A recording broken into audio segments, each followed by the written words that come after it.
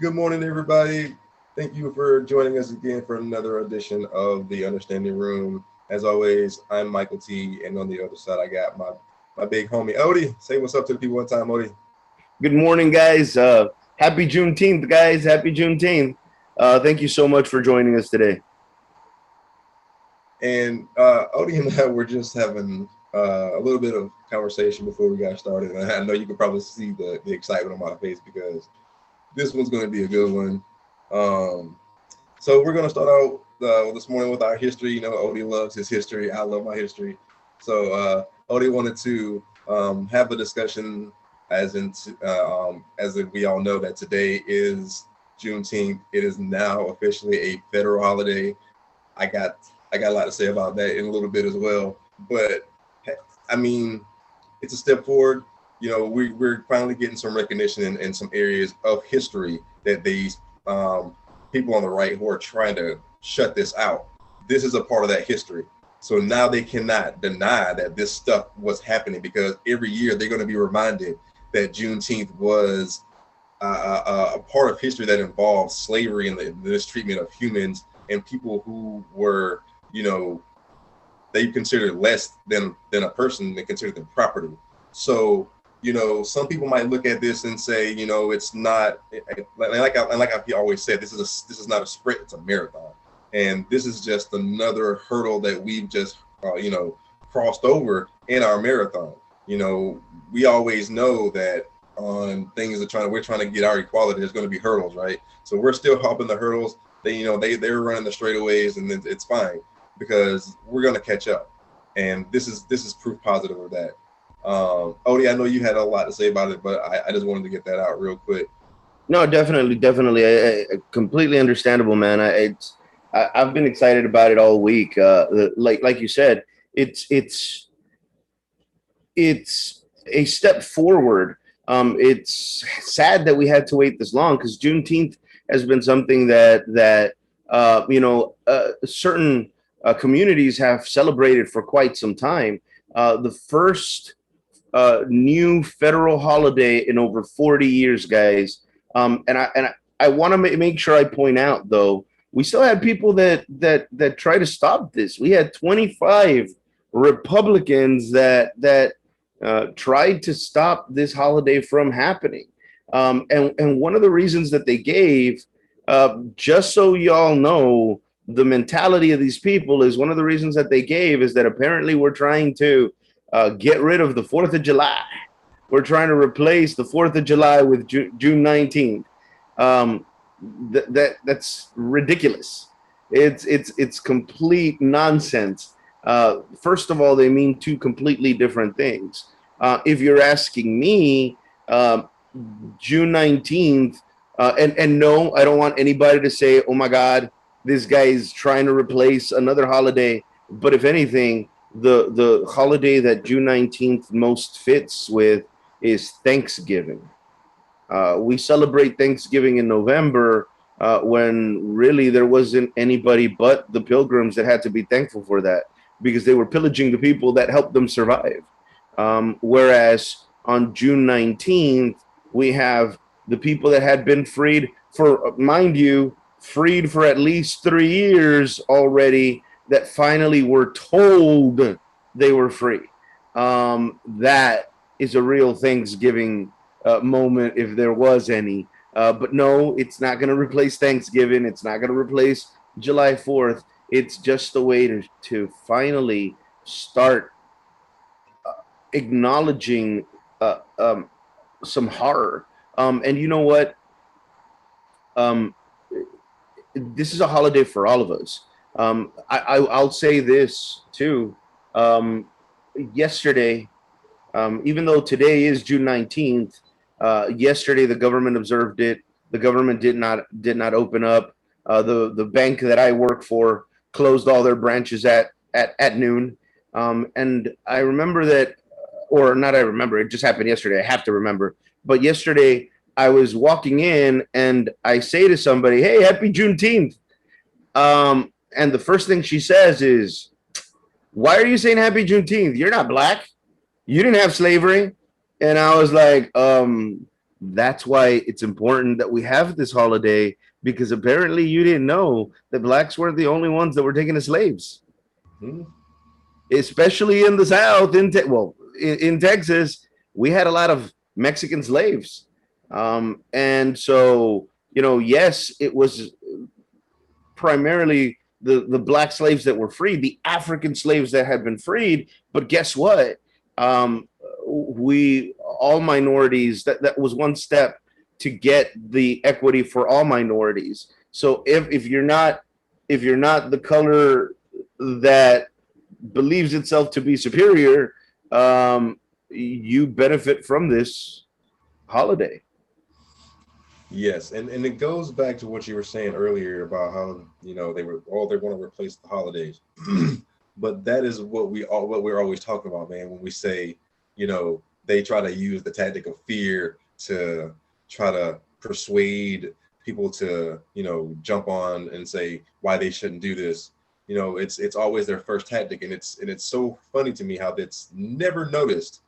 It's like they don't do, yes, they do it all the time. Whenever there's something that they don't want to pass or really want to pass, the first thing they do is talk about how it's going to impede on civil liberties, and it's going to change the how America is. It's going to make America. No, it's not about making America anything but trying to get America to see its past, just like every other country does.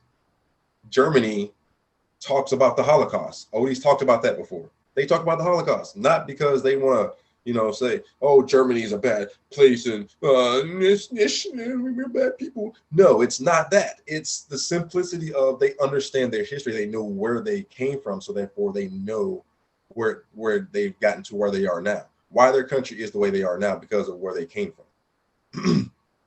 I think we should do the same thing, and it's crazy how every other holiday is, and they have Christopher Columbus Day, they have all of these other holidays representing these people who, like Odie said, they were the only ones who had anything to benefit from, while everyone else was being, massacred, pillaged, murdered, raped.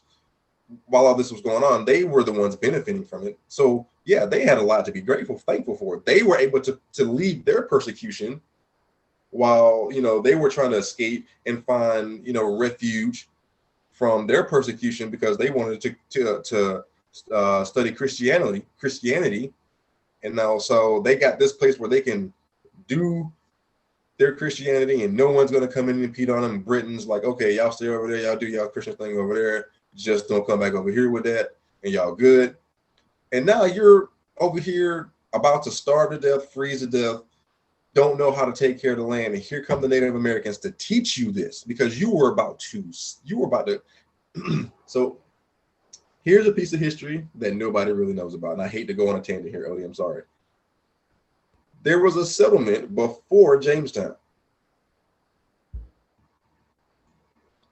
It was a civilization. They landed, and I believe it's Eastern Carolina, and they, to this day, no one knows what happened to them. They're all completely gone. No one knows what happened to them.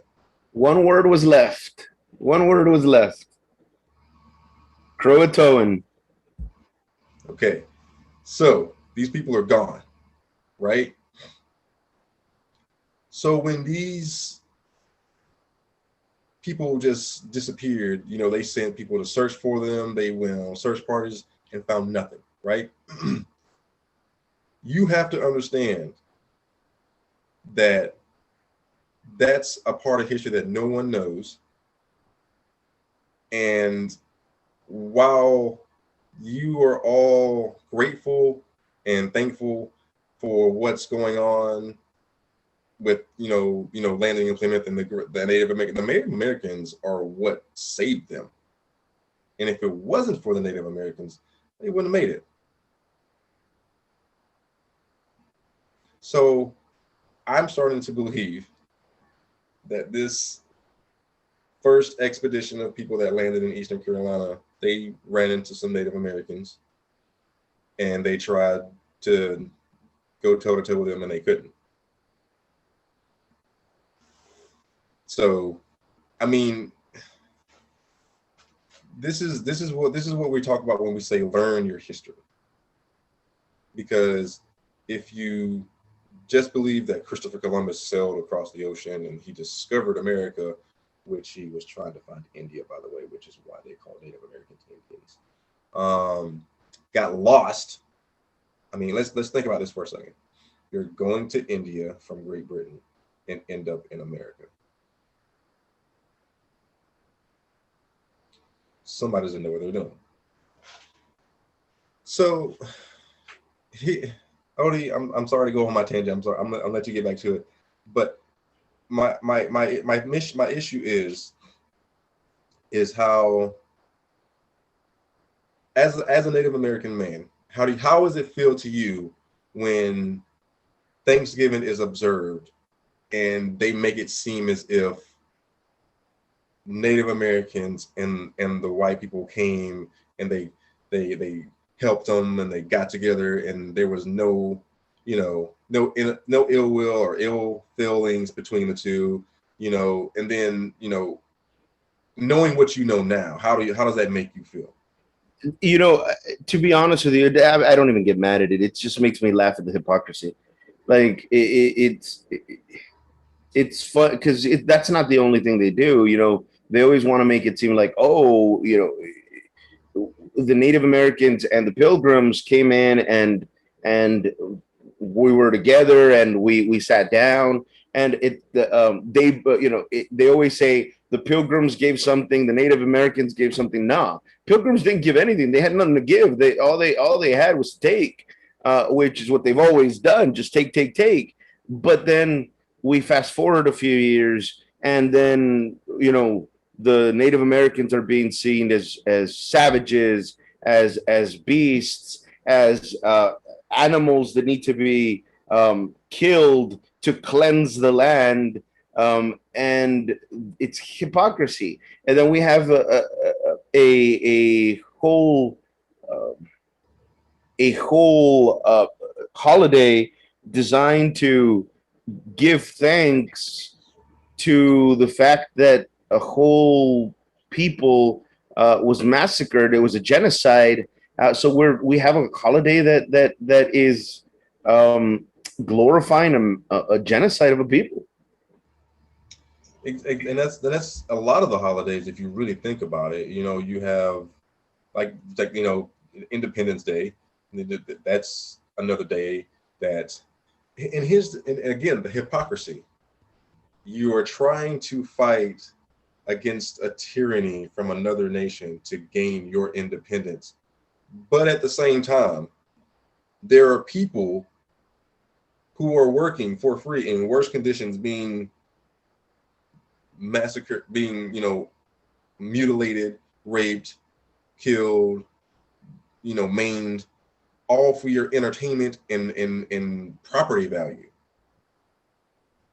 So again, like Odie said, like you're saying, man, this is the hypocrisy of it.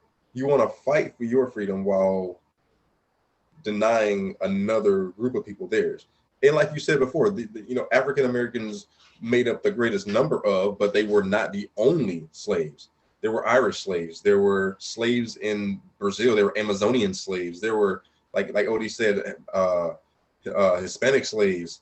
Like, there were anyone who was lesser than the white Europeans were considered less than a person. They were just treated differently because of their skin colors. The amount of work and leniency that they got was different based on their skin color, but they were still considered slaves and they were still treated as slaves. Definitely. So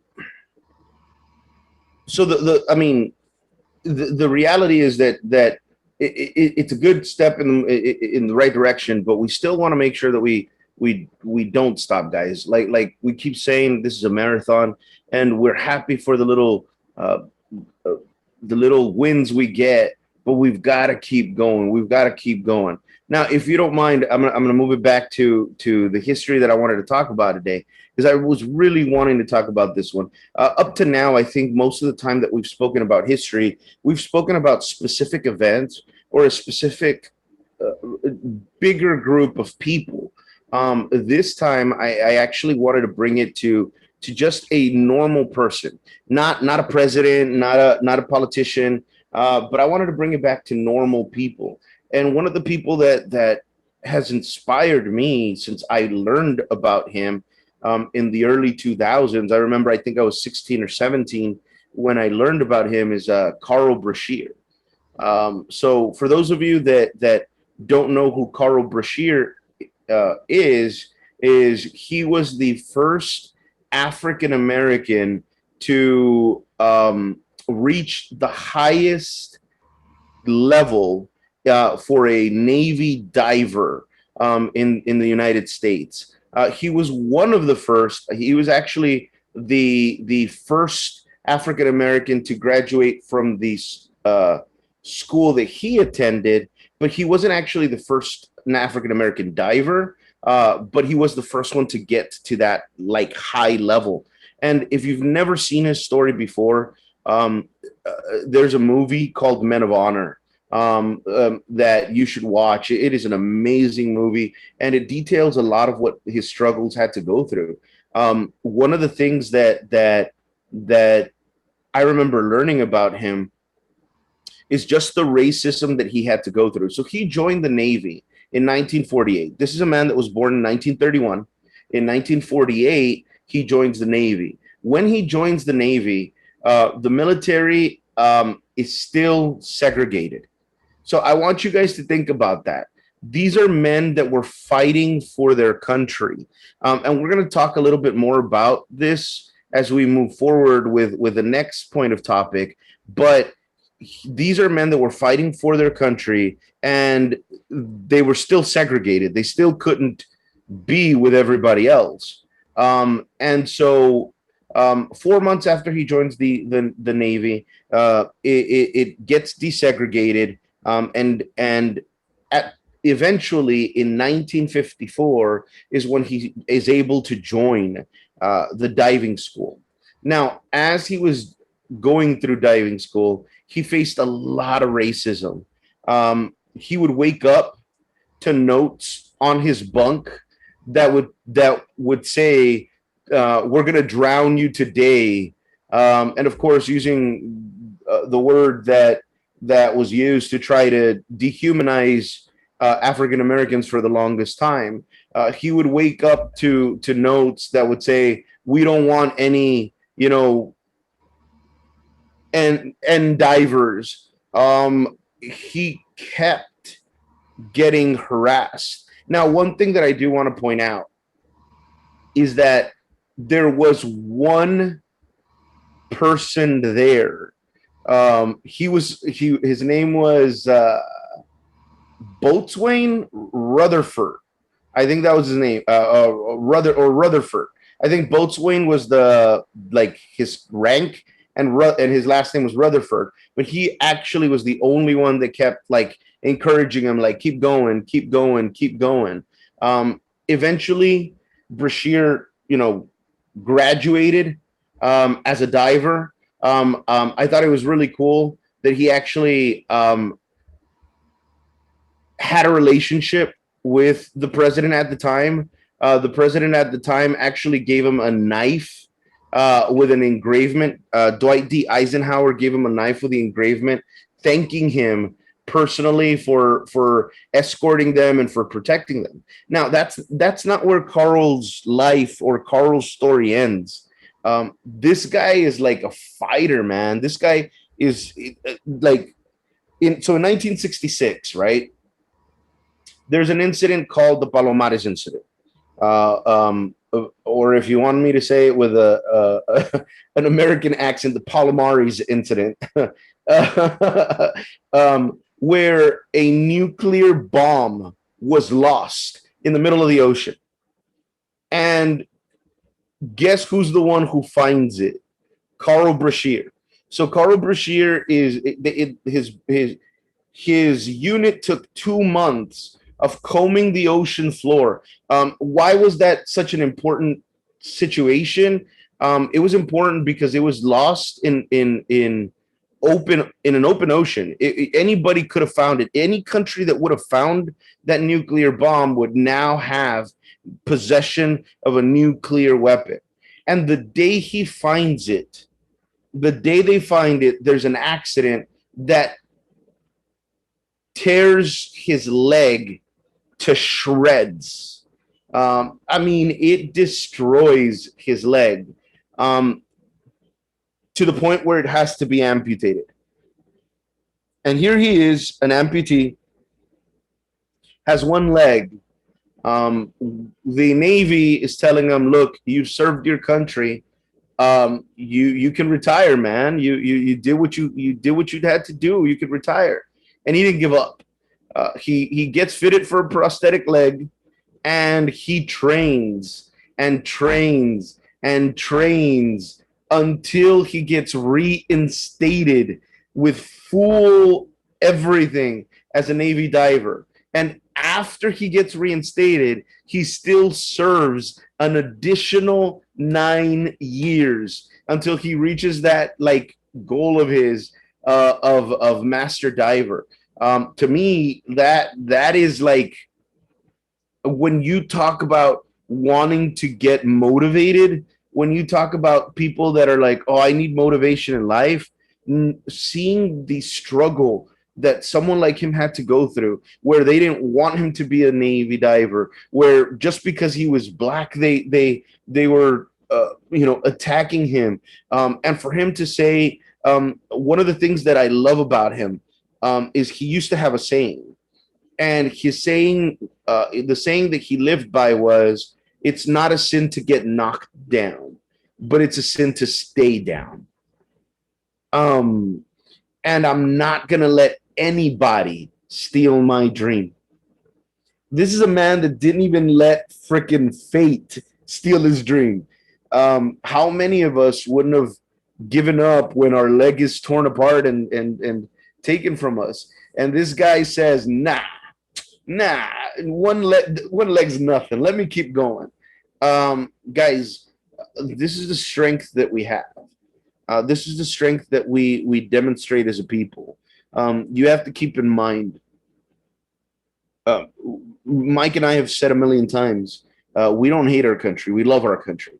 And Carl Brashear is a great example of why I love this country. Because we've gone through so much strife, because so much blood has been shed for us to have this opportunity, we have the warrior's heart inside of us. One thing about America is we don't go down quietly. Uh, but the point is that we always unite when it comes to fighting someone else. But when it comes to fighting terrorism at home, we are very comfortable with letting it happen. And this is the mentality. Carl Brashear is a great example of the mentality and the what's the word I'm looking for? And the fortitude that we should demonstrate, not just when we're fighting an external enemy, but when we're fighting internal enemies. This is the strength that history gives us. When we are when we want history to be taught, when we want the dark parts of our history to be taught, it's not because we want to put anybody down. It's because we want to show that regardless of what was done, we're still here. And we still haven't let anyone steal our dreams. I don't know. Before I move on to the next one, do you want to talk about this one? Do you want to say anything, Mr. Mike? Oh no, man, you're doing a good job. Go ahead. All right. So the next ones that I want to talk about, guys, which is again, something that I think some people might talk about. Like I know our high school history teacher talked a little bit about it, but he didn't really go into a lot of detail. Is the code talkers.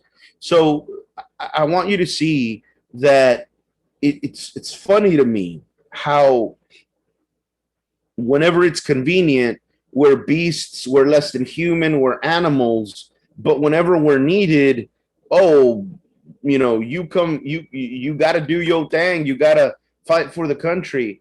So for those of you that don't know who the Code Talkers were, these were Native Americans that were in the military, using their knowledge, their languages to help um, the military, the U.S. Army.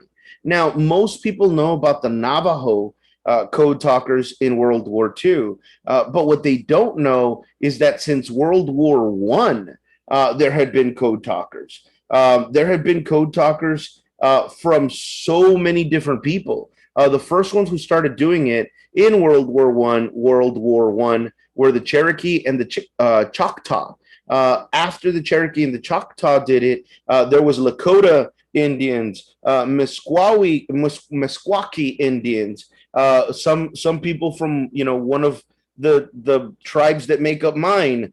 Remember, I'm the Iroquois, the tribe of Six Nations. One of those nations is the Mohawks. They were there. The Comanche, the Tlingit, the Hopi, the Cree, the Crow. All of these Native American tribes were using their language to protect military secrets, guys. Um, One of the reasons we were able to keep secrets away from the Germans and away from the Japanese was because of the code talkers. There was one code talker in particular. I unfortunately don't remember his name. He passed away in 2006, and he was he was from the Mohawk tribe, and he talked about his experience. He talked about how he was the most important person in his unit because he was the only one who could translate the secrets.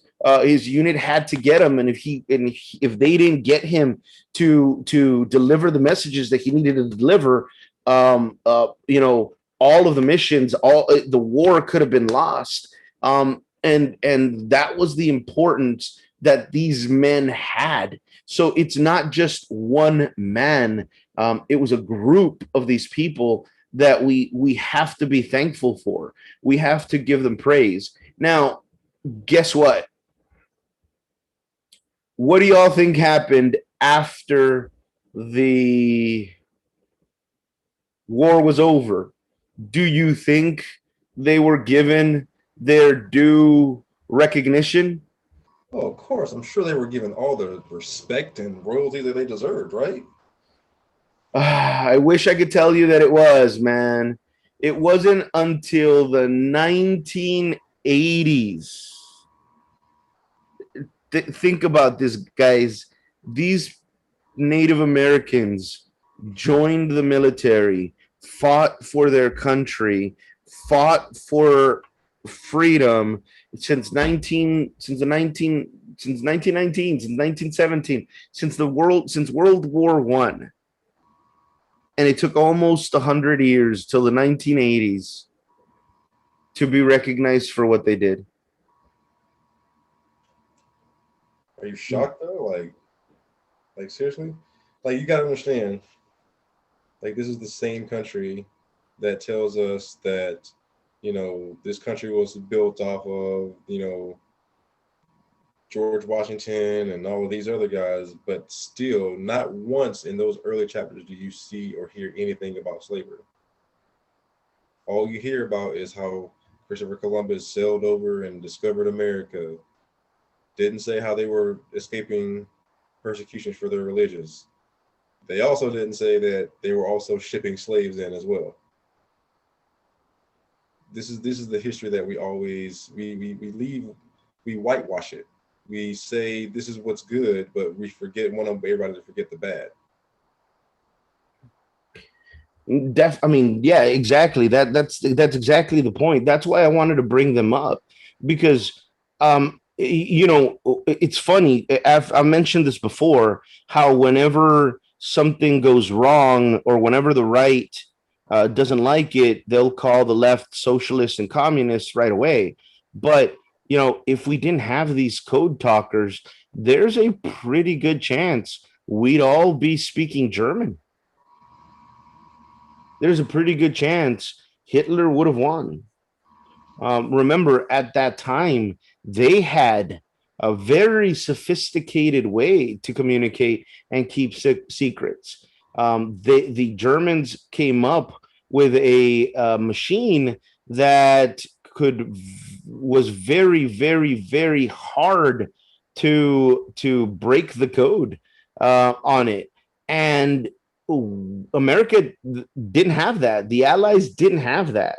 What the Allies had was these Native American men, these Native American heroes. There was approximately 400 to 500 of them in the Marine Corps that were doing all of this. And for their efforts to go silent, um, just because we want to keep putting people down. I mean, imagine if we taught this in school. We teach about, and I don't want to, I don't ever want to bring their efforts down, but we teach about um, all these white generals and all these white soldiers that did wonderful, magnificent things. Um, Even though we hide some of their stuff, like, oh, George Washington was magnificent, but we don't want to point out how many slaves he owned. And instead of talking about them, we could use our time talking about these heroes. These were not keep think about it this way, guys. We've talked about it in the mid 1800s. They were paying $5, $10 for the body of a Native American child and a Native American man, for the scalp of a Native American man. And less than 50 years later, the same men that were being massacred are the ones that come to our rescue, are the ones that save us. And instead of giving them that their due, that recognition, we try to hide it for almost 100 years. Um,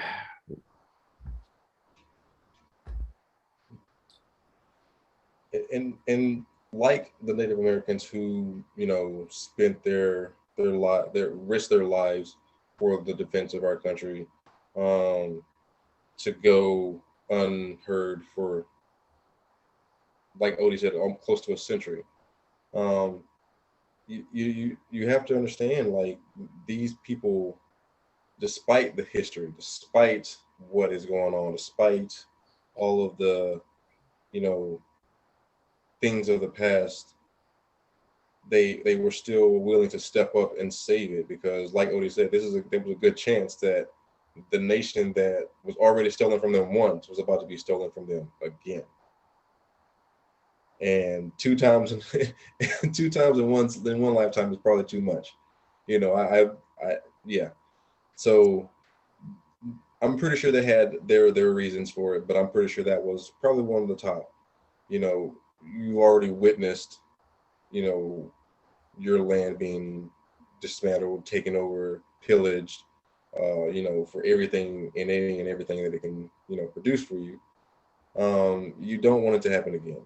So these men took a stand, and they, like Odie said, a good 400 or 500 of them took a stand and joined the armed services and gave their services in order to prevent this, this communist country from taking over.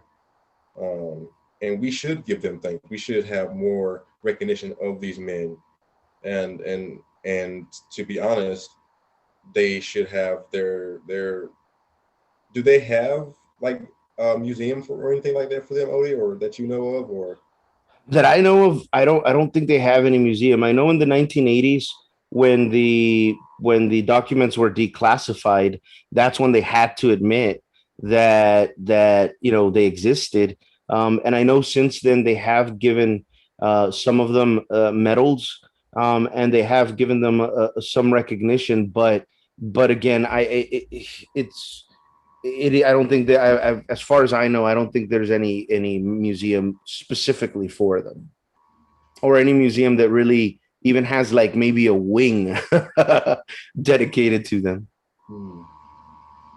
And that's crazy too, because just like this, the first Juneteenth was celebrated, and in that celebration, it was originally called Jubilee Day.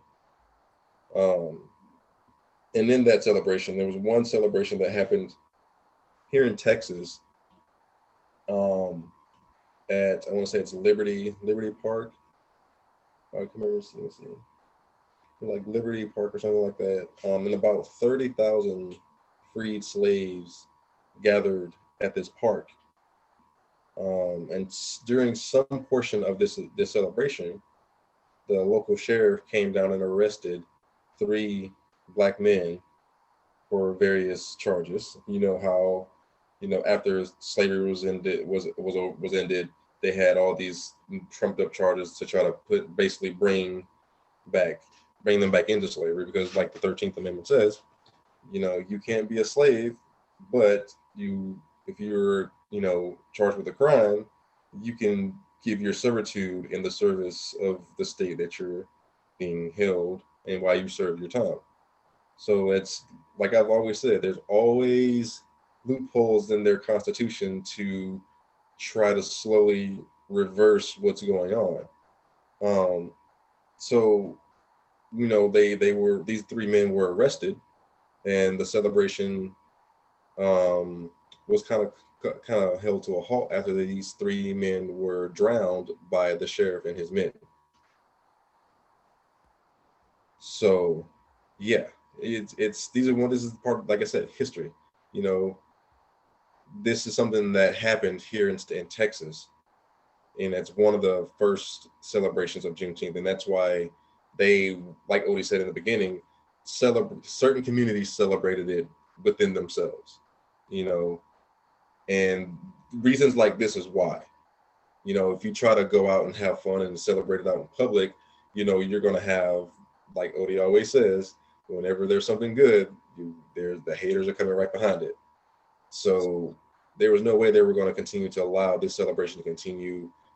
Basically having to admit that their property was set free, and they no longer now they have to do the hard work to make their plantations and their properties thrive. So it's always that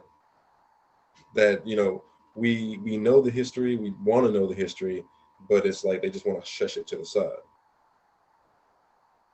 And actually, the next group that I'm going to talk about um, uh, points out why they want to push it to the side, guys. So I love these guys. I've been ever since I first learned about Carl Brashear. After I learned about Carl Brashear, I went on a little tangent when I was in my like 16, 17, and you can't learn about one amazing, um, you know, African American human being without trying to find more information on another group of them. And I ran across the Tuskegee Airmen. So they are a little bit more popular. There is a movie out there about them. I think it's called Red Tails. And they called them the Red Tails because they would paint the tails of their planes red. But the Tuskegee Airmen were a group of pilots that were black, and in World War II. Now they started off when World War II was still segregated, and there was a lot of people that didn't want black pilots. That, remember, we had that pseudoscience at the time that said, African American people don't have the capabilities that other people have. So some psychologists, some people in the military didn't think they could do it. Ultimately, there was a school that was set up to teach this group of men how to fly planes. how to, fly bombers. And the standards that were placed there were extremely high.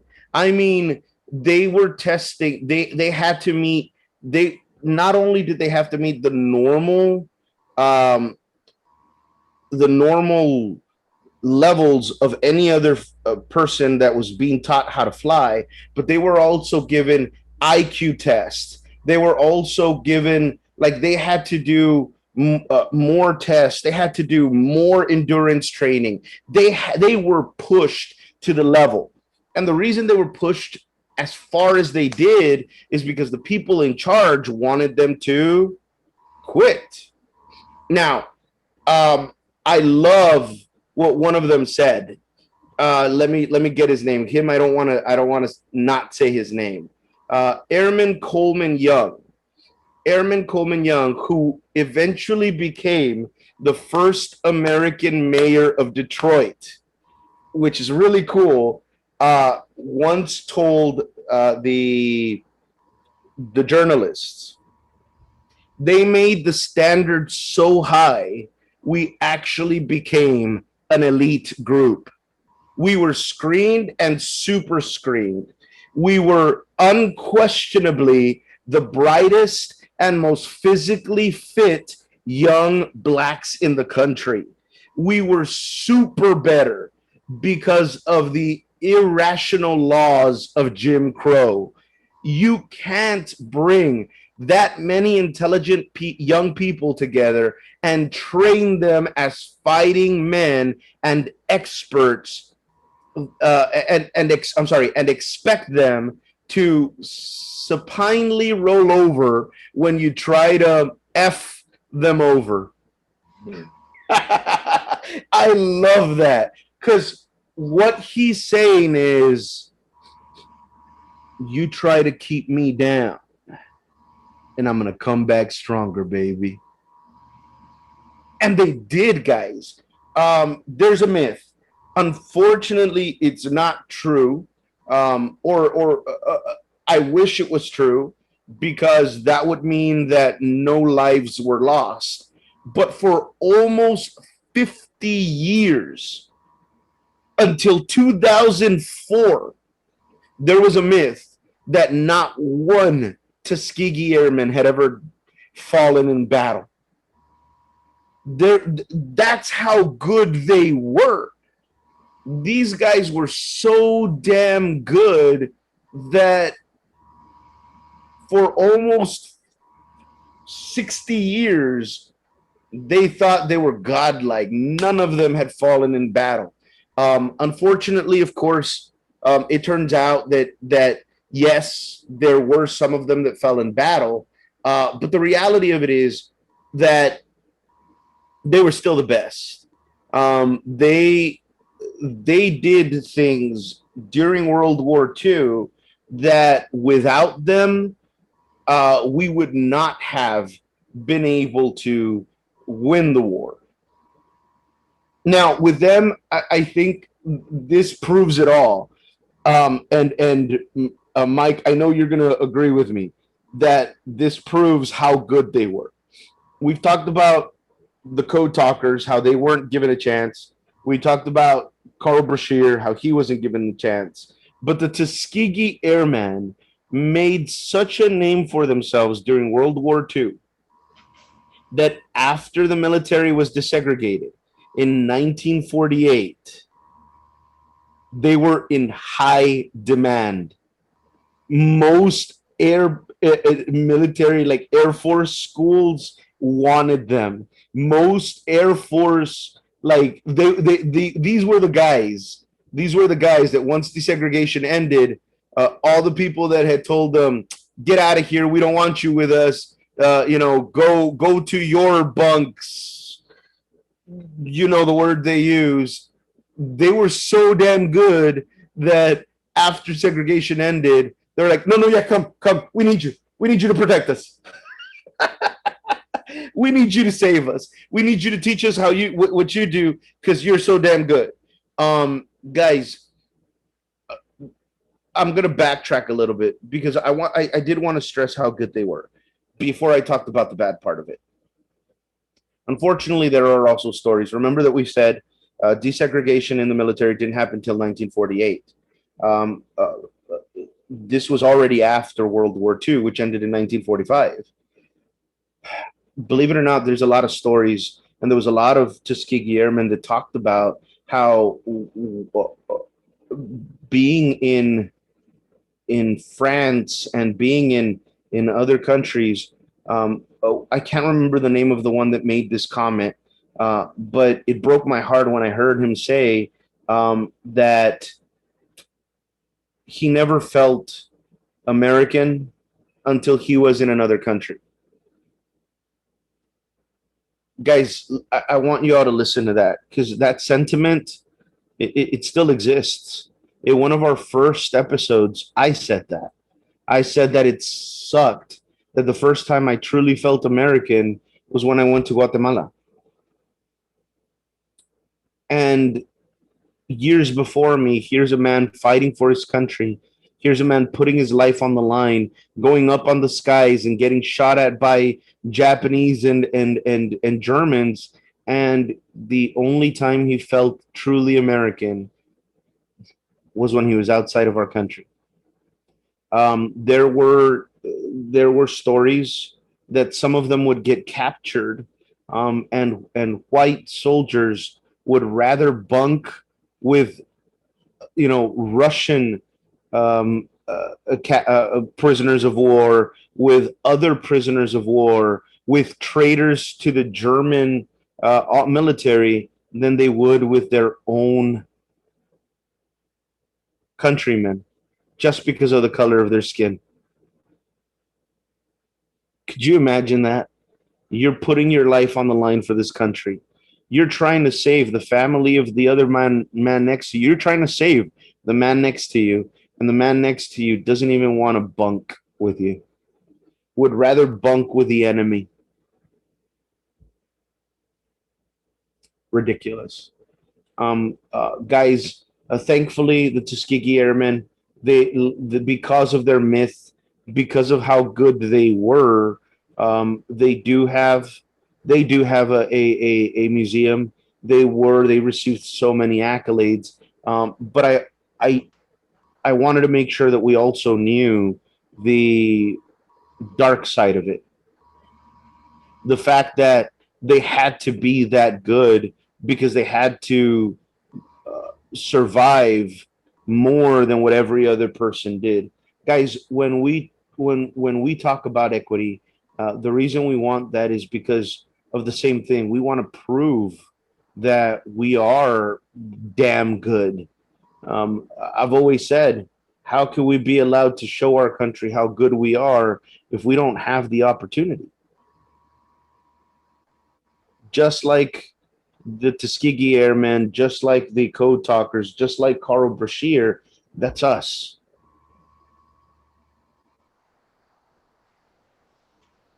That's true. And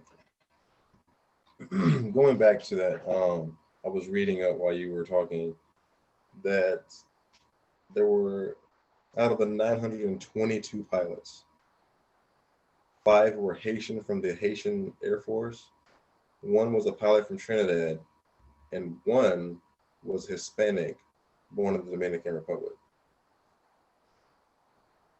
That's truly amazing how these people came together despite their nationality. I'm pretty sure there were some language barriers, but they were able to come together and create this narrative of being that good to where people feared them and both wanted them, at the same time. Yep. I mean, to me, and they're not the only ones, guys. I brought them up because I love their story, but we also have in World War One, we had the Harlem. I can't remember what they were called. I think they were called the Harlem Fighters or the Harlem's, but it was a group of black men that were so damn good at what they did. And the reason, guys, the reason that us as minorities we can do things like that is because of what we've had to survive. Remember that we've said in the past there was this myth that was that said that the people with African American descent could take more pain, had more pain thresholds. They didn't feel pain, and you know the truth of it is what I believe is that the reason that that myth existed is that they were measuring the wrong thing. We feel the same pain as minorities, but because we've had to go through more pain, we have a bigger heart. And remember that phrase. You know, it's not the size of the dog in the fight; it's the size of the heart. You know, it's the size of the fight in the dog, and we have that fight.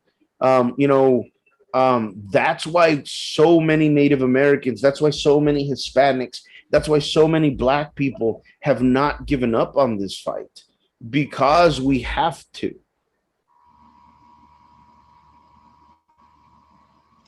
Yeah. So, sorry, I was doing some reading real quick, and going back to that early celebration I was talking about. It was in Limestone County, Texas, um, and the drowning that I was talking about, it happened in 1981 during a celebration. Attendance since then has, had gone down up until recently. And they were teenagers that were drowned. They Say were the year drowning. again, though. Say the year again, just so 19, that for people yeah. that so that was some of you that might be watching might have been born around that time. Mhm. That's not that long ago, guys. That's not that long ago. Yep. This is 40 years ago. They were in attendance of the Juneteenth celebration, and they were taken into custody by the sheriff, a reserve deputy, and a probation officer. So this is kind of like a going back to what I was saying earlier, how Juneteenth is now a federal holiday, and how Odie was saying how there were was it 25 Republicans who didn't want to sign up on it. Odie, you said. 25. And so the first thing that came to my mind was hearing something that I heard this week that said, "How racist do you have to be to not want a day off?" I mean, a federal holiday guarantees you a day off. How racist do you have to be to not want to sign off on a wanting to get a free day off?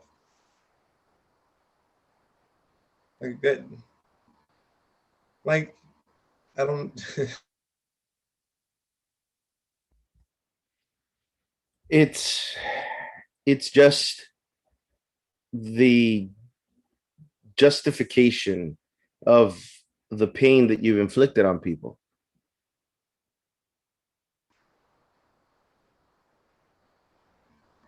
Just blatant, in your face. I don't care about, and then they try to mask it with something else, like, oh, it's not because of racism. It's just because we don't want it to replace July 4th. How is it going to replace something that's already set? It's not going anywhere. It's just going to be celebrated by people who look like me and Odie, just have a celebration of, hey, my people who were in bondage, being massacred, being mutilated, being raped, being,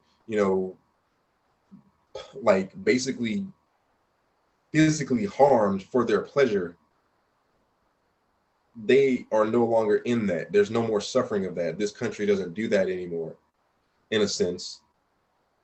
But this is something that we celebrate, that we've come out of that, and this is something that we want to be able to sit back and say, we survived, we went through this, and now we're a better people because of it. And you are so against that that you don't want to take a free day off work. Like, I don't know how much more perspective we need to put this in. It's uh, but going back to the history, neither of those men were charged or taken any accountability of that action. I will look further into that, and Odie, if I find anything else, I'll let you know on it. But yeah, man, good old, good old Texas, drowning people for no reason. Um, but the point is, we've come some ways since then. We can look at our history and we can say there was a point in time where people were, property, and now here we are some years later, and it's not exactly perfect. It's not all perfect. It's not, you know, the best situation, but we're still making strides. And like I said, this holiday is a symbolism of that, because now there's no way that you can deny it, because every year you're going to be reminded of it, because this is going to be a celebration of a people who were brutally brutally treated for centuries. Yep. I mean, and it's all about that recognition, guys. It's not about, again, we keep saying, there's these people that are saying that teaching this to their kids is going to make them feel bad, is going to make them feel inferior, because they're going to immediately see themselves as the bad guys, and that's not the way that it is. That's not the intention of any of this. We've said it before. We in these conversations that your color doesn't make you an enemy. We would never, ever, ever, ever judge somebody by their color. We judge them by their actions. And if we figure out and learn the actions of those in the past, we can start changing the actions of the ones in the future. Definitely. This is why history is important. Like Odie said, if we can understand the steps of how things were going in the past, we can change the future. Um, I still am to this day a big pillager history. That's all I've been doing this whole time that Odie's been talking. I've been looking, I've been researching, and I'm finding some pretty interesting things. Like, you know what I mean? It's not hard to look up and see most of the stuff that we're talking about. Um, it's all right here. It's public record. You can look it up at any time. You can go to your like local library, go to your city hall, and in like the lower levels, that you can go and look at the city's history. I've done it myself. I have seen literally with my own eyes exchanges of humans that was done here in Texas. It's literally billed as property in books downtown. Like, you can go look at this stuff, and I went a few months ago. I think it was Round Rock, when I was in Round Rock, just looking for history. And yeah, that stuff's in there. Like, this person sold this person to this person on this day. And it has all of that is record, public record. You can go look that up at any time. So here's my question, Odie. With documents and documentation like that, that's a public record, why do you think that they are so against history, and more specifically, critical race theory?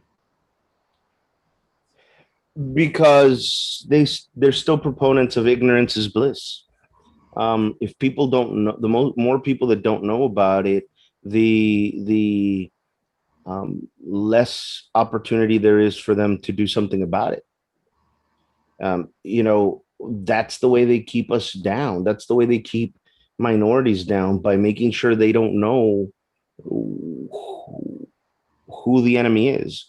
I mean, we have all these people that I guess I don't ever want to wish ill on anybody. So I guess I have to be grateful that they've never felt racism, but how many times haven't you been told? How many times haven't I been told racism doesn't exist yet anymore? And the reason that they don't think it exists is because they don't know the history. You just said, we've got who I had one person that said, "Oh man, racism hasn't existed in the last 100 years." Someone actually told me there is no one alive today that knows what racism is, and yet there's Mike telling us 1981, three young black men lost their lives because they were celebrating the fact that slaves had been freed. And Uh, Go I'm ahead. sorry. No, go ahead.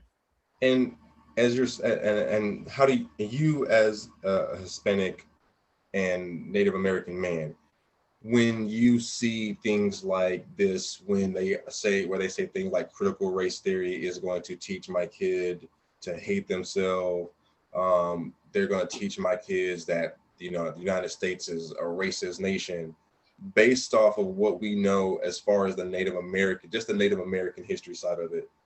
Um, what do you say to those parents? I say honestly, what I'd say is, okay, what you're telling me is what you've always told me, that your children are more important than mine.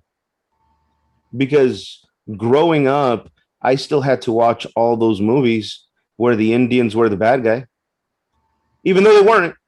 Even though history tells us they weren't, I still have to watch all those movies where the Indian is drinking his fire water. I still have to watch all those movies where you couldn't even hire a real Indian to play a Native American. You had to hire an Italian guy and paint him brown. But you're okay with my children growing up with that. You're not okay with your children knowing the truth.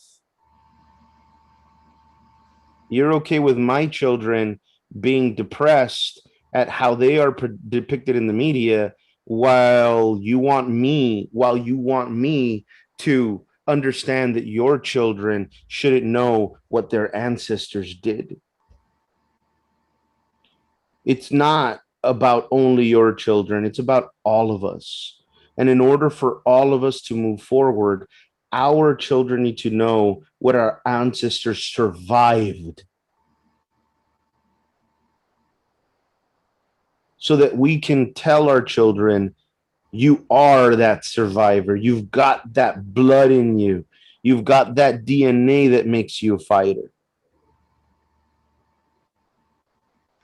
And in the wake of, I'm glad you said that, because in the wake of January 6th, where we had literally Americans attack American democracy, right?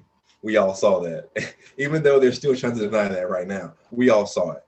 So in the wake of that, right, with what you just said, do you think that that is what they were afraid of us doing to them? Here's the thing, guys. Do your research. Actually, I'll take this time to say, a couple of weeks ago we talked about the Tulsa. We've talked about the Red Summer in one of these videos. Right now, Hulu has a special that they just released this week about the Tulsa massacre and the Red Summer. If you don't want to go in and read, if reading is not your thing, go watch that. But the reason that I'm offering that is because we haven't been the aggressors. In the majority of history is we've been the ones that the aggression has been shown to, not the ones that have aggressed against others. And you're right. I think that that's what they've always been afraid of. And again, I will never be someone that condones violence. I will never be someone that pushes for violence, because violence solves nothing. All violence breeds is more violence. But imagine if we did do that. Imagine if in a city one day black people went around white neighborhoods killing every white person that stepped out of their car. Like, Okay, okay. With that, so whenever we do just bring up the whole, oh, January 6th, January 6th, January 6th, the first thing that the people on the right, what the first thing they want to say is, well, what about the summer of riots and protests and burning of cities over the summer? What do you say to that? I say that the only people killed were killed by a white kid with an AR-15 from another state and by police. And I ask these questions because I just want to make sure that when I answer these questions, that people don't think that I'm saying it because, oh, you're just saying it because you're black. No, like I'm saying it because it's a real thing. Like, you know, we have said it time and time and time and time and time and time and time and time and time and time and time and time and time and time again. If January 6th were flipped, if it really was Antifa and Black Lives Matter that stormed the Capitol, do you think that more than 5 or 6 police officers would have died and one person would have been shot? Oh no. At that point, honestly, and I hate to say this because I wouldn't want anyone's life to be forfeit, but had it been,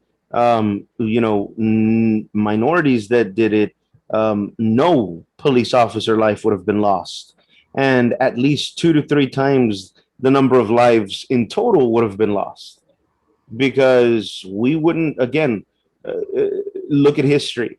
Martin Luther King, even Malcolm X, which was radical. Who did he ever kill? He only used violence as a last resort. He said, "If you come to me with violence, I will go to you with violence." But he never killed anybody. Martin Luther King never killed anybody, and yet we can go on Google right now and look at pictures of them being of people being attacked with dogs, of people being hosed down. Again, we're never the aggressors. Look at the Red Summer. The Red Summer is a perfect example. In Omaha, they were pulling black people off of trains, off of trolleys, and beating them to death in the middle of the street. And yet, not one white person was rounded up. And that's the point that I wanted to make. If there was one massacre of white people done by black people or minorities, whatever the minority would automatically be rounded up in other places and sent to concentration camps, because they'd automatically throw that lie of, oh, the rise up, the takeover, the black people are rising up to try to take over. The Mexicans are rising up to try to take over. And it's never been about taking over. It's always been about sharing. And that's the thing that I've said before. They propagate lies in order to sustain and build fear, right? And like you literally just said, everything that we have stood up, protested, rioted about has been about equality and equity. And what happened in January was a stance for, we want this person to remain in power because we like what he's got going on. See, here's the thing. We all know what they mean when they say they want to make America great again. Because we all know, Odie has said several times, that there's not one point in the history of this country where it's been great. No one in this country has ever been equal. No one in this country has ever had fairness. It's never been equal in this country. So the point in which they want to go back to and make great again are these points in which Odie was just talking and I were just talking about. They want to go back to where things are separate but equal. They want to go back to the days where it's okay to just take someone of color or any other minority, take them out, drag them out, beat them, you set their houses on fire, burn crosses in their front yard, do whatever they wanted to do, and there be no accountability about it. That is what they're afraid of. They're not afraid of us, like Odie said, they're not afraid of us uprising because that's not what we want. We just want to have a seat at the table and have equity and to have a voice as equal as yours. like you claim that I do. With your Constitution, you said every man created equal. Everybody should have their piece of the pie. Okay, you say that I'm no longer this. Okay, I should be treated just like any other normal U.S. citizen, just like you claim that you want to be treated. Why can't I get treated the same way? Why are you going to classify me in this class because of the color of my skin and your fears that you built up because of the fears of you doing what you were doing? That's the issue. It's never been about us taking over. That was never ever an issue. We've only protested and gotten enraged about being treated equally and fairly. Nothing more, nothing less. When have you ever heard of a protest of us saying, we want all the power and we want to make you feel like you're below us? The protest chants are always, what do we want? Justice. Justice. Equality. Same way that you get treated is the same way I want to get treated. When a cop looks at you, I want a cop to treat me the same way that he loves me treats you. If I'm treating him with respect, why can't I get treated with respect? Meanwhile, I've said it before and I'll say it again, you have so many videos, so many times where people who are not minorities can be aggressive towards law enforcement, and they're so compliant, they're so calm, they can be the calmest guy on the planet. They want to negotiate. Let's talk it out. Let's calm down. But if I get pulled over for going 2 miles over the speed limit, and you pull me over saying I'm speeding, and I'm like, 2 miles over is not a big deal, but okay, get out of the car. For what? You're not complying because I asked a question? So these are the things that we're trying to get understood, because these things do happen. Just because it doesn't happen to you in your neighborhood, in your state, in your environment, doesn't mean that it's not happening at all. And all across this nation, it does happen. It's happening right now. So the next time you want to sit here and go against it, just try to be understanding for 1 second. How would you feel getting a phone call and your child is on the other line saying, look, I got pulled over. I don't know why this guy's dragging me out of my car. Put yourself in, be that parent for a second. Be that person for a second. Understand that the fear that's going to come behind that. You are doing what you're supposed to do, and you're being dragged out of your vehicle because you asked a question. No. Let's go further. I told one of the very first episodes, I told my story when I was 16 years old, and I had a gun put to my head in front of my mother by the police officer just because I wanted to just because I had a flat and I was changing my tire. Just because I didn't ask for the flat. I didn't ask for the flat. I was changing my tire. And this police officer thinks the best way to approach me is to put a gun to my head in front of my mother. Think of yourself like that. Think of your situation. Think of you if your child has a gun to his head by a person for doing absolutely nothing. I'll take this further. Imagine going for a jog in your neighborhood and 3 black men jump into their truck and they hunt you down and shoot you in broad daylight. And the police come and treat them like they're their next door neighbor.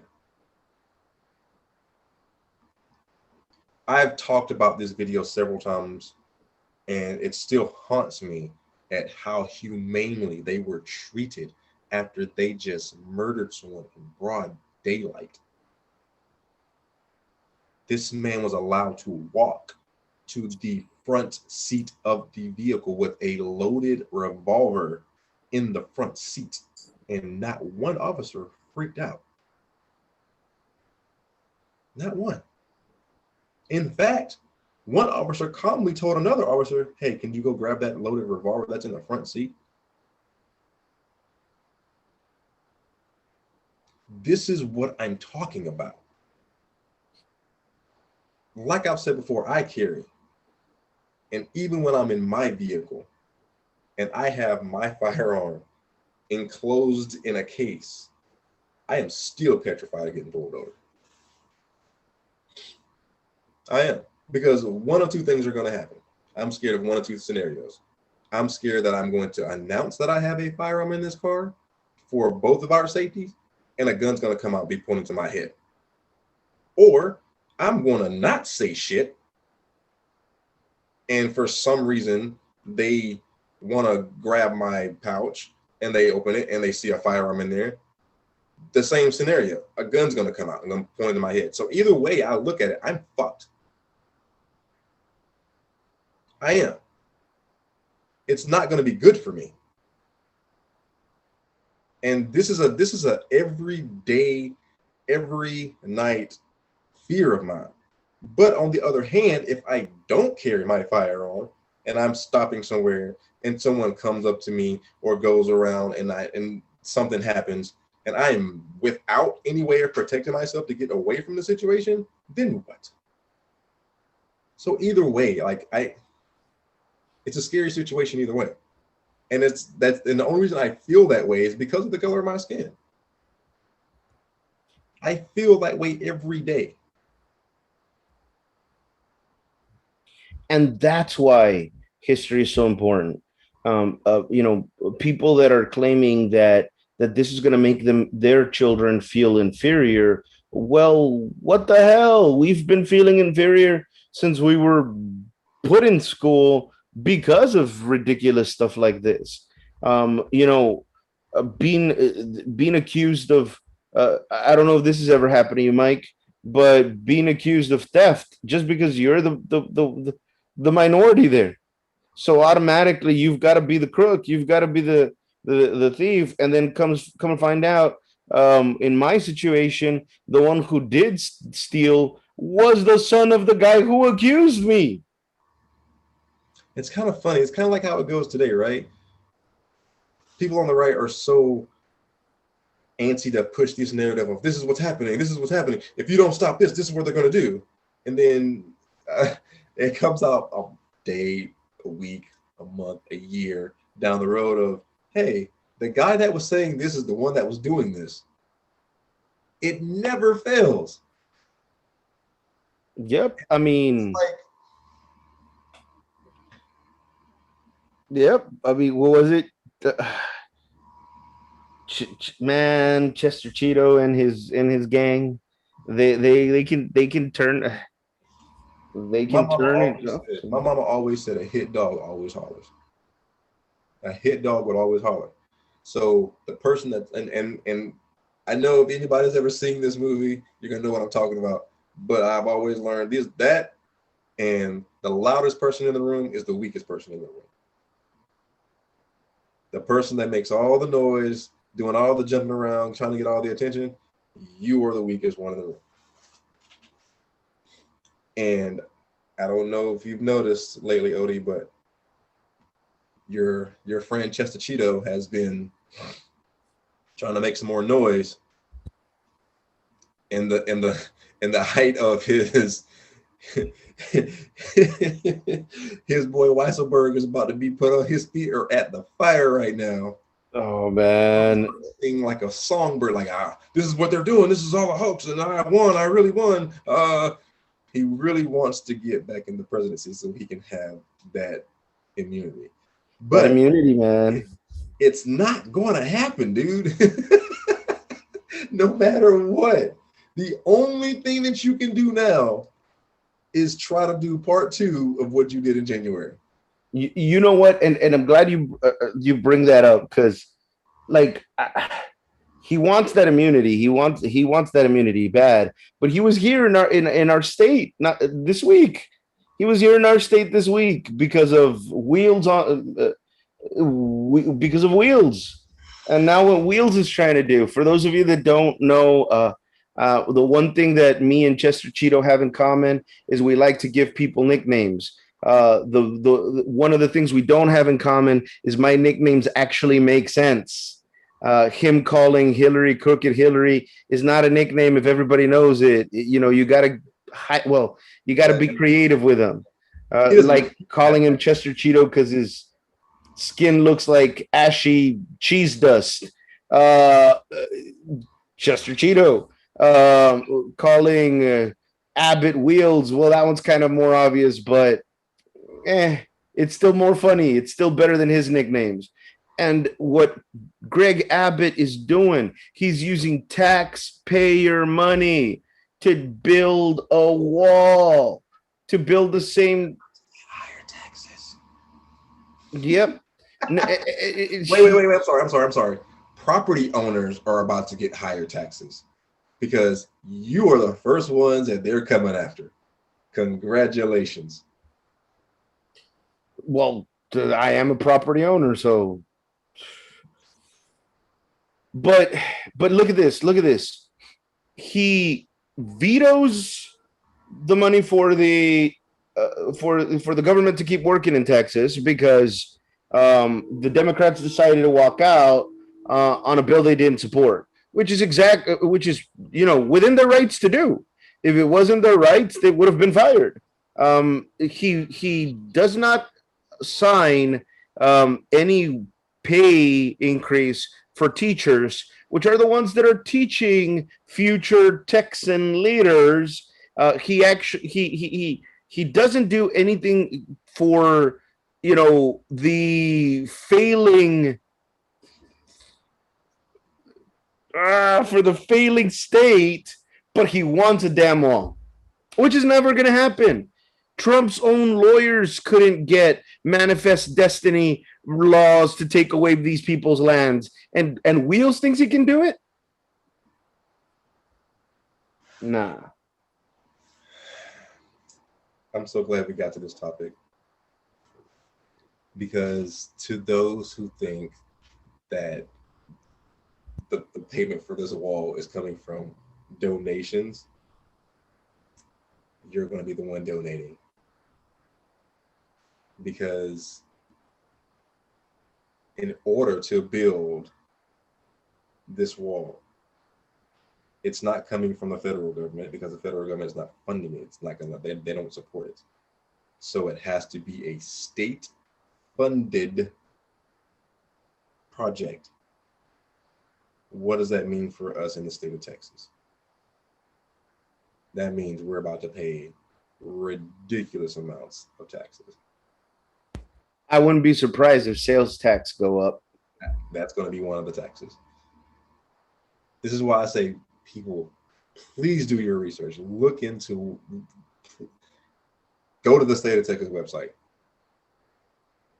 No. And here's the biggest problem. I promise you this is what's going to happen. Sales tax is going to go up. Property tax is going to go up in the state of Texas, which means that it was Texas legislation that did it. And Wheels is still going to come out in a press conference blaming Joe Biden. Blaming Grandpa Biden.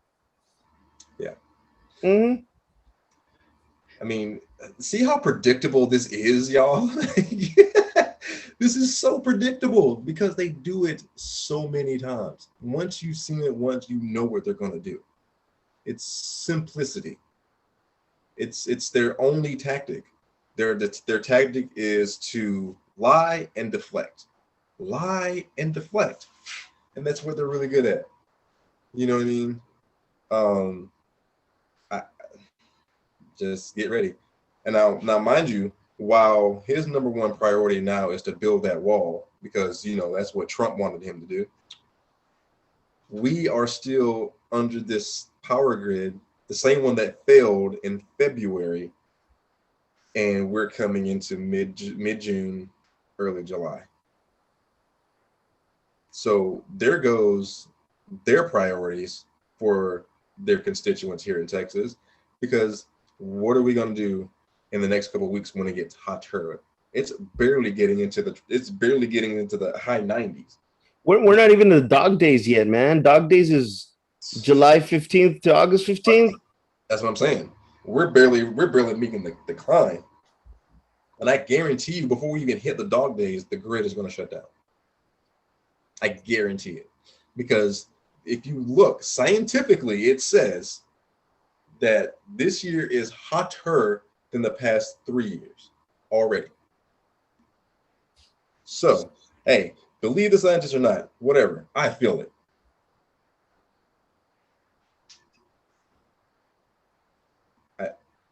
This is what I'm talking about. When we elect our politicians, we need to take these things into consideration, because people, like I keep saying every week, people are suffering.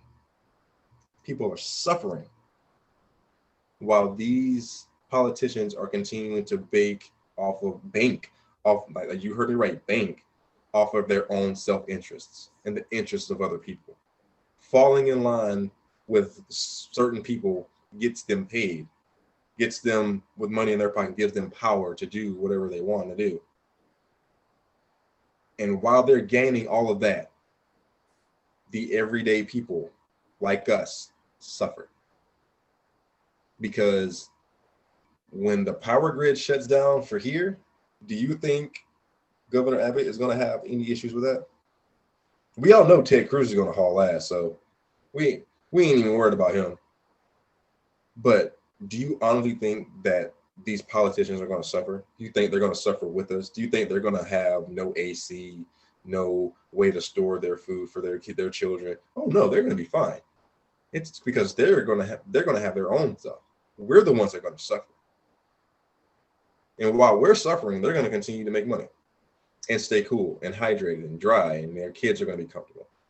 And unless you're Ted Cruz going to Cancun again. Because when the power fails, it usually fails in the areas where the minorities live. Yep. That's why, look, I like to reference a lot of movies. I don't know if any of you seen the old X-Men movies where it was like X3 and Magneto was sending all the little mutants out, and he was stopping his guy. He's like, nope, you let the pawns go first. We are their pawns. We're the ones that are going to suffer while they stay comfortable, while them and their buddies stay comfortable. And then once they get it fixed-ish, they'll start to slowly give it back to us. But if it comes too great of an issue, then they'll start taking it away from some of their, but like, hey, you know what? Shit happens, bro, but now you got to deal with this. It's funny to me because that's why they're trying to take our rights to vote away, because without us being able to voice our options, our concerns, our life, they're gonna profit, man. You know what? I remember when Reagan ran for president, a lot of people gave him flack for being an actor. Right now, McConaughey, if you decide to run, you've got my vote, buddy. There's no way you could be worse than Wheels. So McConaughey, you've got my vote. And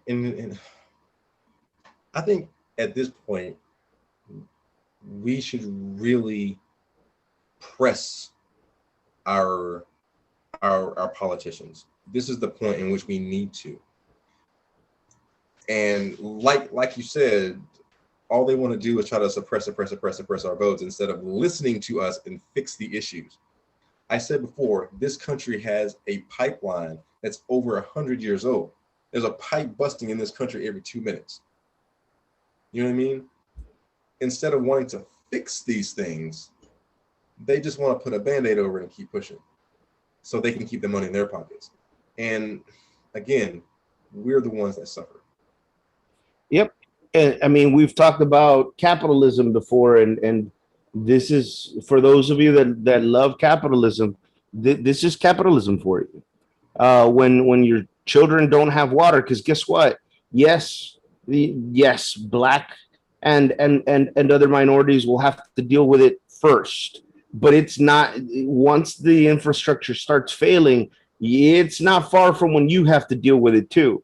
And when your kids are having to drink lead filled water, when your kids are having to drink water that has fecal matter in it because the infrastructure is not there to clean it right, then is when you're going to want your politicians to do something for you. Then is when you're going to finally agree, oh, something needs to get done.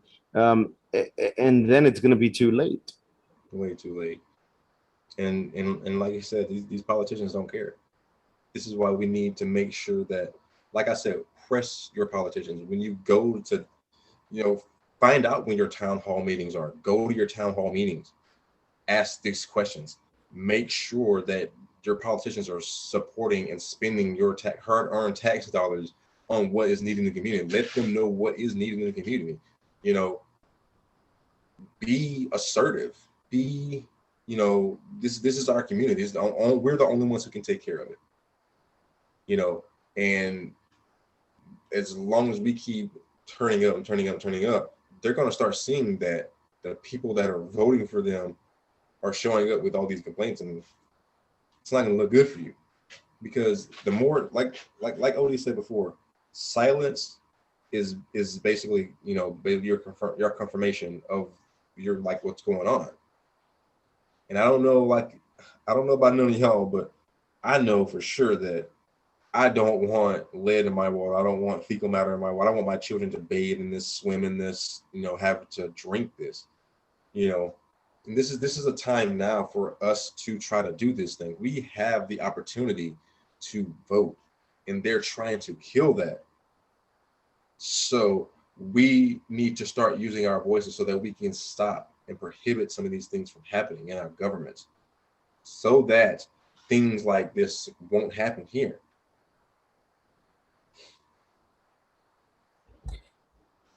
Yes, guys, and don't believe something without doing your research. Look, I understand conspiracy theories are they're enticing because it's exciting to think that you know something that others don't. But most conspiracy theories are not true. And you got to stop giving them credibility. You got to stop giving them an audience. And I'll explain one to you.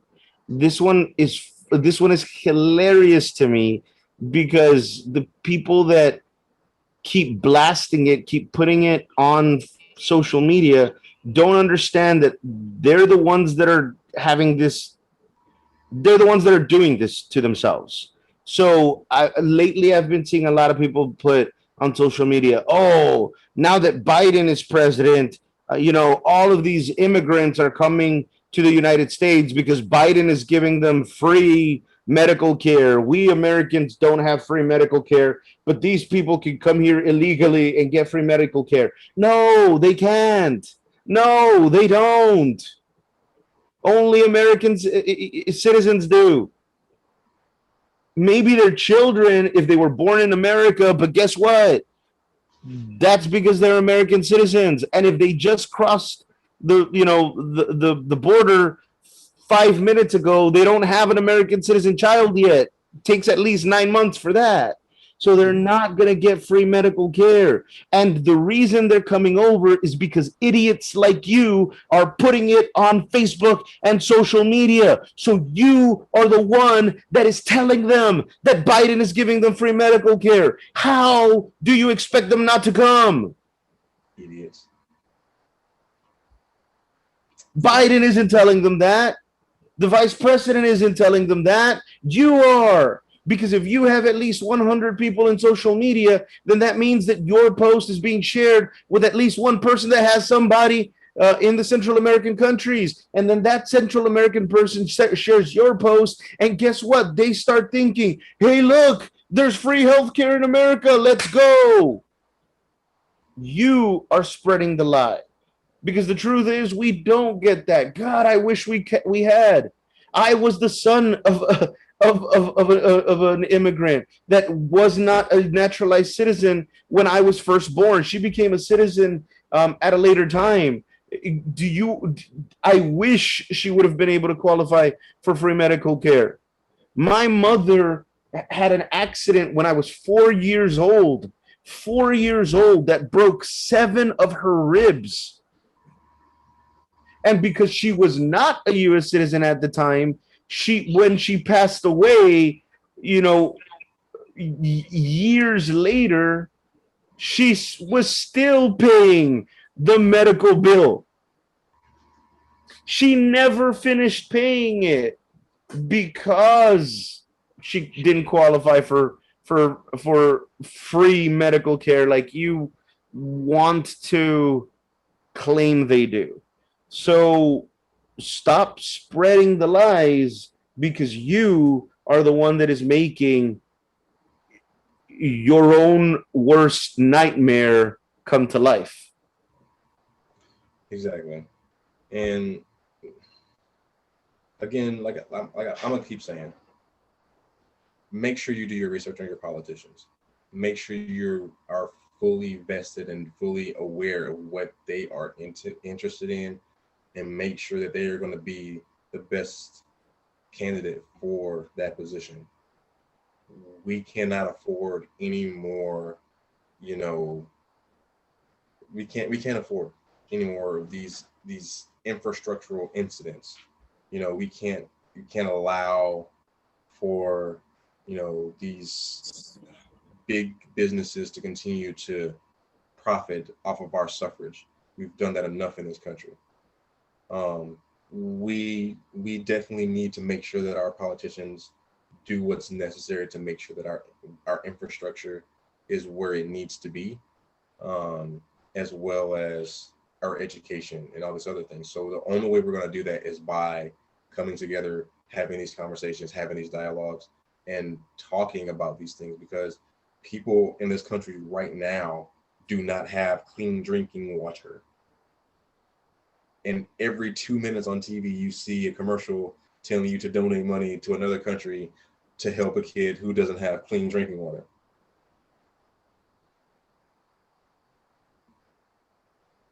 We don't have that here. So how can we fix something over there if we can't even fix what we have here? We definitely need to change the priority telescope off of where it is now and put it and here's the thing. I keep hearing this America first, America first, America first, America first. But where is that? Because people in this country are suffering. It's not America first because it's not within your it's not fulfilling your self-interest. It's only America first when it's benefiting you. America first should definitely include all people in this country, all communities in this country, all neighborhoods in this country, not just particular ones. The ones who really need it should definitely be on the government's priority list, so that way we can make sure that these kids in these communities can definitely grow up and have a chance to be productive in society. So with that, I'm done with my tangent. Sorry, Odie. You got anything to say before we shut out for today? Nah, that's it. Just enjoy. Those of you that see it on June 19th, enjoy your new holiday. And remember, you don't have to be a certain race. You don't have to be a certain color. You don't have to be a certain creed. You don't have to have a certain belief to stand next to us. Absolutely. And again, this is a leap forward. This is a milestone. This is a celebration. Like Odie said, you don't have to be a certain race or creed to celebrate it, because this is a day where everyone was truly announced, or truly aware of them having the ability to be free and not be under some sort of oppression in this country. Um, we're definitely going to take more strides to try to move forward. But like I said, it's a marathon, not a sprint. So again, thank you guys for joining us. We appreciate you for continuing to support us. If there's ever anything that you guys would like to discuss, please let us know. Throw it on our Twitter feed. I'll put the information in the comment link below. But enjoy this wonderful special holiday, and do some research on it for those that don't really know anything about it. This is really significant because, like Odie said in the beginning, like there were, the announcement was, the Emancipation Proclamation was, set out, and then it was years before, states even knew, or slaves and states even knew about the abolition, the abolishment of slavery. Texas was the very last state to know, the very last to know, and that was not done incidentally. It took federal troops coming to Texas, and it took a while, but it took federal troops to come to Texas to end it. And they were aware of it for years. So again, do your research, and be mindful. This is just another example of how to be mindful of another culture's history. And once we learn these things together, it'll be a bit of a cushion in between this divide that we're starting to have. This is why history is important, people. Do not allow them to destroy our history. Do not allow them to wash our history away. Do not allow them to push our history into the shadows, because they're trying to repeat it.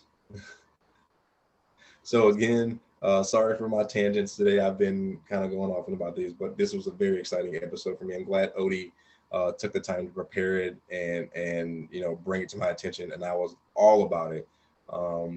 I just want to again thank him for all of taking the time to help me with this project.